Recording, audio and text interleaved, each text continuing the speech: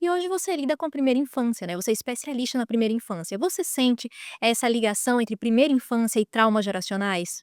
Cerca de 80% dos traumas geracionais, eles são feitos na primeira infância. Porque para um trauma poder acontecer, ele precisa ser intenso.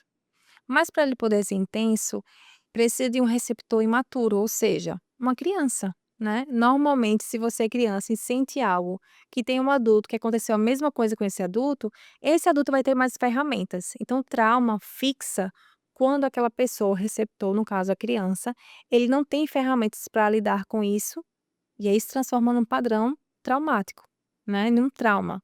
Então, a primeira infância, ela é muito importante, tanto para as coisas positivas como para as negativas, porque é um solo muito fértil para aprendizados e para traumas nesse sentido, porque a criança ela é muito imatura, então ela é muito intensa, ela sente muito, ela está aprendendo tudo pela primeira vez.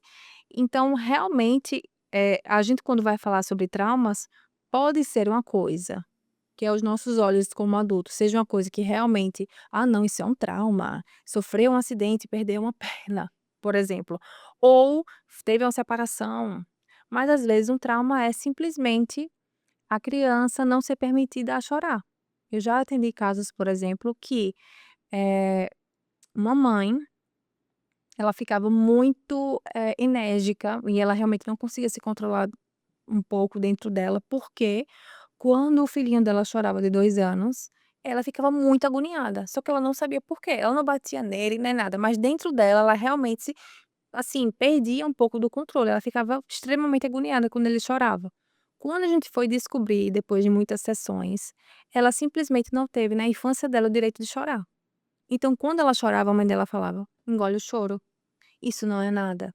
Então o que é que acontece? Isso ela implodiu, internalizou. Camila, a mãe dela era uma mãe que era que batia nela, que era uma mãe não, não era. Simplesmente o fato você entende como é muito difícil, assim, da gente, pegar e colocar o trauma numa linha só de coisas aos olhos dos adultos pesada, né. Porque para ela isso gerou um trauma, ela elaborou isso sozinha, então ela implodiu, ela guardou, ficou lá guardadinho. E esse trauma virou um padrão, então hoje ela não consegue chorar, ela tem muita dificuldade de se emocionar, e foi assim, a cereja do bolo, quando ela foi mãe e viu o filho dela chorando, ela ficou muito descontrolada, ela não sabia o porquê, depois a gente foi descobrir o que tem acontecido.